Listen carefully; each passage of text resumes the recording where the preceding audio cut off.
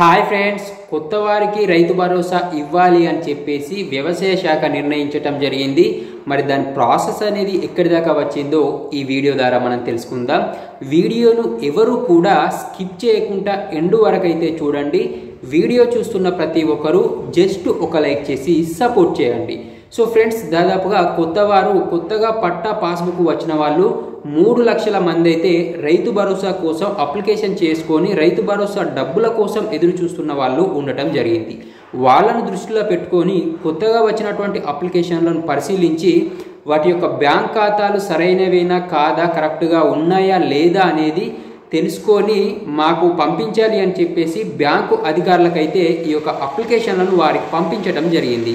అన్నీ కరెక్ట్గా ఉన్నాయి అని చెప్పేసి బ్యాంకు వాళ్ళు తెలిపినట్లయితే వెంటనే వాళ్ళ యొక్క ఖాతాలలో రైతు భరోసా డబ్బుల్ని జమ చేస్తాము అని చెప్పేసి వ్యవసాయ శాఖ తెలపడం జరిగింది. కాబట్టి బ్యాంకు నుంచి వాళ్లకు అన్ని కరెక్ట్గా ఉన్నాయి అని చెప్పేసి లిస్టు వచ్చిన వెంటనే రైతు భరోసా డబ్బులు కొత్త వాళ్ళ ఖాతాలలో జమ కావటం జరుగుతుంది. సో ఫ్రెండ్స్, ఈ వీడియో చూస్తున్న ప్రతి ఒక్కరు జస్ట్ ఒక లైక్ చేసి సపోర్ట్ చేయండి. కొత్త వాళ్ళు ఎవరైనా ఉన్నట్లయితే మన ఛానల్ని సబ్స్క్రైబ్ చేసుకోండి.